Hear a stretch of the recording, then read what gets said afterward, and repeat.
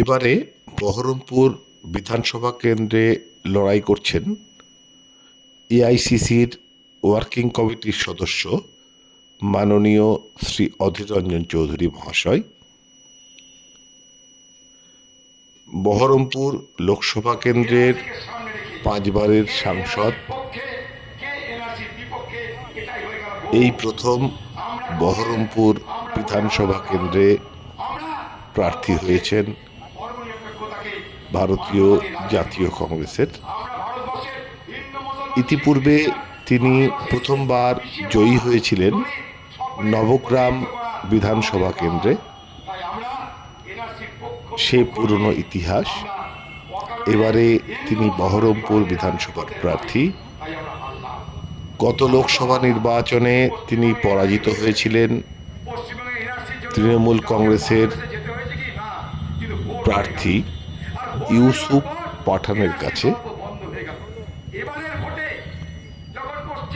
ভারতীয় জাতীয় দলের ক্রিকেটার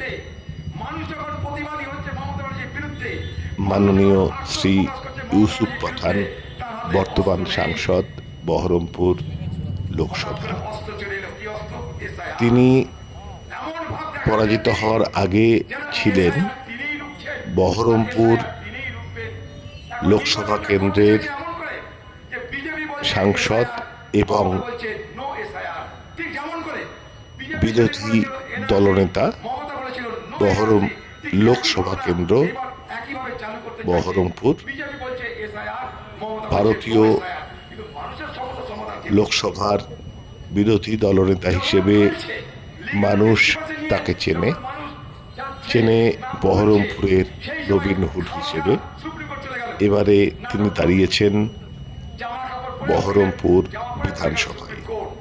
আপনারা এখন দেখছেন সেই প্রাক্তন সাংসদ, বর্তমানে বিধানসভার প্রার্থী, বিরোধী দলনেতা প্রাক্তন অধীর রঞ্জন চৌধুরী মহাশয়কে।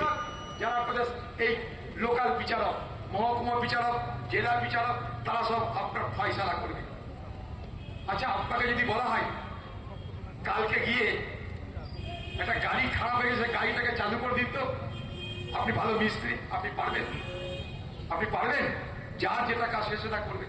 সুপ্রিম কোর্ট যেহেতু বলে দিল বিচারক তোমাদের করতে হবে, টমাটোর লেগে গেল। বিচারকের কাজ কোর্টে বেল দেওয়া, কাউকে জেল দেওয়া, এই হচ্ছে বিচারকের কাজ। বিচারকের কাজ হয় বেল না হয় জেল।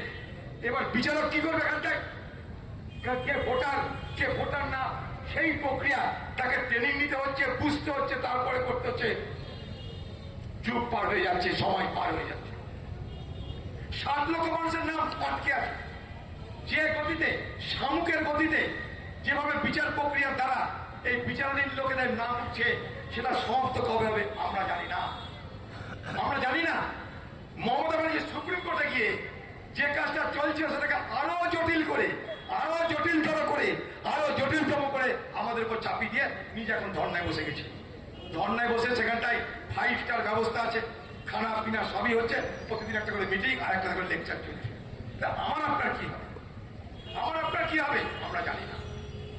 মুখ্যমন্ত্রী কথায় কথায় চোরদের জন্য, ডাকাতদের জন্য, ধর্ষককারীদের জন্য সুপ্রিম কোর্ট যাচ্ছে।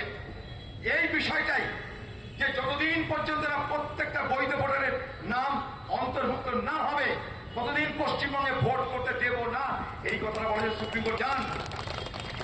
এই কথাটা বলার জন্য সুপ্রিম কোর্ট যাওয়া উচিত আপনার। আপনি যাচ্ছেন না, কিন্তু এটাকে বাঁচিয়ে রাখছেন। ঝঞ্ঝাট বেঁচে থাকলে লাভ কার বিজেপি, ঝঞ্ঝাট বেঁচে থাকলে লাভ কার টিএমসি। এখন টিএমসি ধমকাচ্ছে যে পশ্চিমবঙ্গে নাকি একটা ধর্মীয় গোষ্ঠী আছে, পশ্চিমবঙ্গে একটা ধর্মীয় সম্প্রদায় আছে, তারা এক হলে এই বাংলায় নাকি আর কেউ বাঁচবে না, বিজেপিকে পালাতে হবে। সেই গোষ্ঠীটা কারা? মুসলমান বলছে এই বাংলায়